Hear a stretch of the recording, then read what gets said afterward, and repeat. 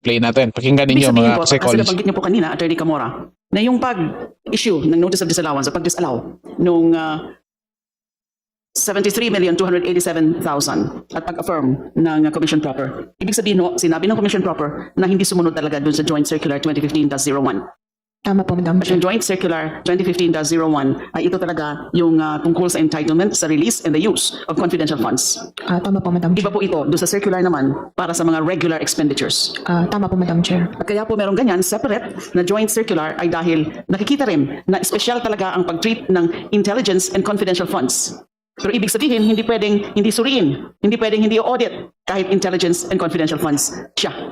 Yes, Madam Chair. Meron din humbang nakasabi, although I know na sabi nga po, linaw po niya ng ating chair na let's wait for the copy, yung talagang official copy of the decision, although you have it already, but you want really yung pinaka-official in the sense na nandyan yung hard copy.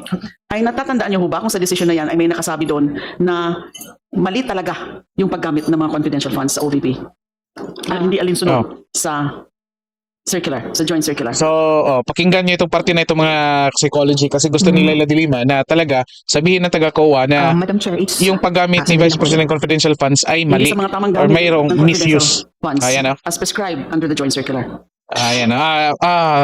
Pinilit, nag-try siya dito na hulihin yung taga-COA.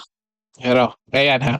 Nakalagay po, in this case, the accomplishment report on the utilization of confidential and intelligent funds, the DEPs and the certifications admitted failed to comply with the guidelines and conditions set forth under the joint circular po. Tama rin po bang isipin na kapag sinabing failed to comply with the requirements or the the requirements and the joint circular is there is a misuse of the confidential funds? Kasi tamang paggamit. So kung hindi tama yung paggamit, then there's misuse of Ayan the na. confidential Gusto niya funds. talaga sabihin na Tama po ba mayroong yung misuse. interpretation niya? There is no such indication dito sa joint as a decision po. It's just that hindi po nag-comply with the joint circular. Kaya nga po, kung hindi nag-comply ng joint circular and the joint circular in a specific section enumerated the various uses, the legal uses of confidential funds. Di ho ba? I can only quote po kung ano yung nakalagay sa decision, which is yun po. Yes, kindly confine your answer to the contents of the decision. Yes po. Ayan mga psychology, no? Natawa tayo dito kay Congressman Laila de Lima kasi nga tinatry niya na ipasabi doon sa taga-COA na mayroong misuse. Pero yun na nga, ito nga mga psychology, ito yung pag-uusapan natin. Ito, de Lima and Redon's failed attempt. So ano nga bang attempt nila dito? So bago natin i-discuss ito, sige, explain ko muna tapos puntahan natin si Terry Redon para ito. Simpleng idea lang ito mga psychology, okay? Ano nga ba ito? Ano nga bang tawag dito sa ginagawa ni Congressman Laila de Lima? Okay? Ang tawag natin diyan, ito ay tinatawag natin na hype or spin. Okay? Anong ibig sabihin nito? Itong hype or spin, kadalasan pinag-uusapan ito doon sa time na magkakanda ka na ng thesis or gagawa or magsusulat ka na ng thesis kasi ito ay related sa research. Okay, so ano nga ba itong hype or spin? Lahat ng fields nagkakandak or nagsusulat naman ng research, di ba? So kaya nga sabi ko kanina, most probably lahat tayo familiar nito or nakarinig na or posible yung iba sa atin nakagawa na rin ng katulad ng ginagawa ni Laila de Lima. Ano nga ba itong hype or spin? Okay?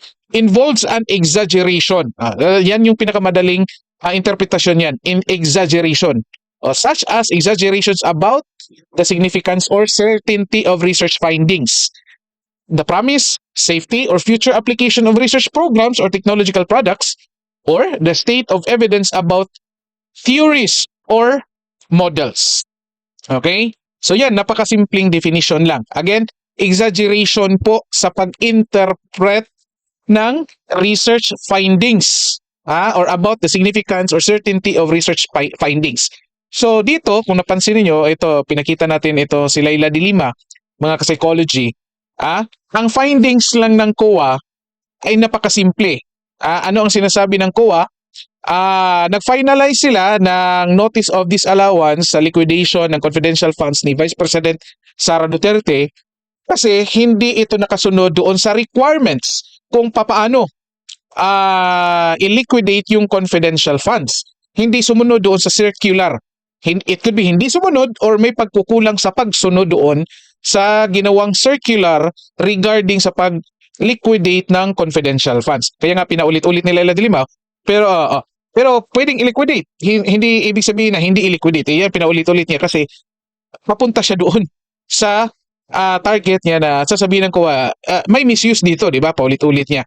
So anong nangyayari? Ang ginagawa nga dito ni Laila de Lima ay hype or spin ng COA's research findings, kasi research din po yan yung ginagawa ng COA, yung pag-audit, kasi parte yan ng findings ng COA. Okay, para safe, hindi na natin gamitin ng research, stick na lang tayo sa findings, COA findings. So again, ginawa niya ng hype or spin. Okay, itong hype or spin, most of the time, kung hindi man all the time, nagbibigay o nagre-resulta ito sa maling conclusion or maling anong tawag nito, pag-iisip or outcomes ng isang findings or research findings, or in this case sa COA ay COA findings, audit findings. Yan yung tamang term yata, audit findings.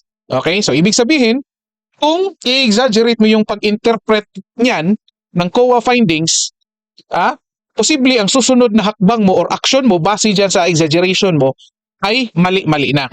Okay, so halimbawa, kung iisipin talaga ni Laila de Lima or lahat ng kalaban ni VP Sara na yung notice, ang finality ng notice of disallowance is equivalent to misuse o exaggeration nila yan, then itutuloy nila yung impeachment na dalhin sa Senado kasi may notice of disallowance, posible yung action na yan ay magkakamali or posible mahihiya sila dyan. Bakit? Kasi nga, sabi ng COA, ito, findings namin hindi lang sumunod sa required.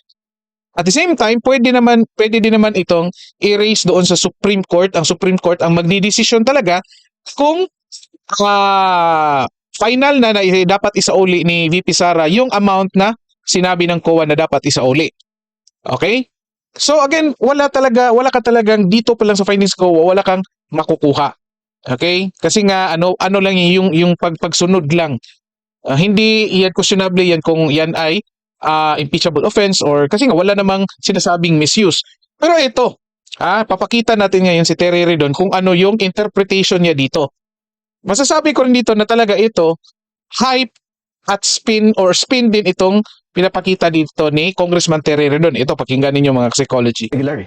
Hindi ba? Think of the fact that the Vice President and two of her OVP officials are being asked to return 73 million is already the proof that that the use was improper, that the use was irregular, that there was a misuse of confidential funds. And therefore, I think as far as the House is concerned, it will basically rise to a level of an impeachable offense, particularly betrayal of public trust. Kasi syempre, public office is a public trust.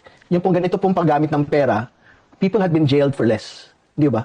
So, I think Siya pa nagtatanong, hindi ho ba? so, minamalaki po natin yung pong paggamit po ng pondo ng bayan.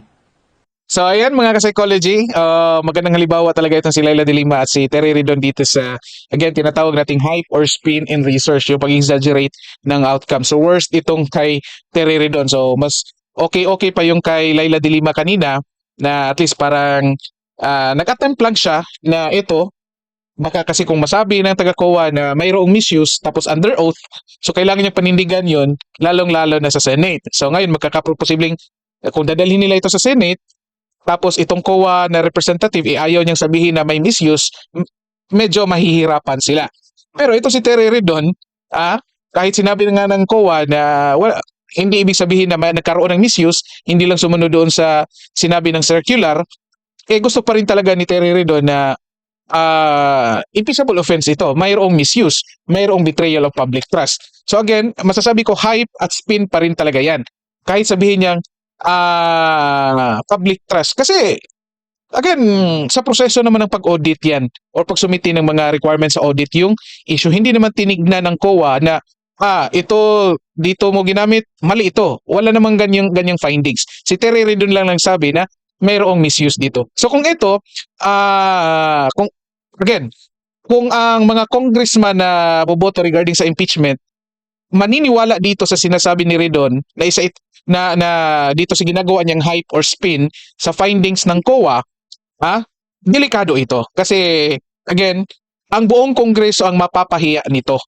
pagdating ng impeachment doon sa Senate pag during trial. Kasi nga, again, para sa akin wala akong nakikita na COA representative or auditor na tatayo at magsasabi na itong notice of disallowance ng Office of the Vice President ay equivalent nito ay misuse of funds. Yan yung nakikita ko dyan. Kaya, bahala na si Terry doon sa kanyang mga pinag-iisip dyan. Kasi gusto niya man niyang palagi siyang ini-interview.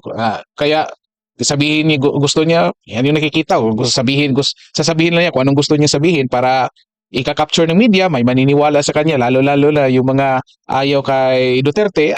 Wala tayong magagawa. Basta again, para sa atin, lalo na sa field ng psychology, sa lahat ng mga nagkakandak ng research, ito, binabantayan natin ito kasi nga, kung magkakaroon ng hype at saka spin, magkakaproblema yung mga taong sumusunod sa konklusyon ng isang findings.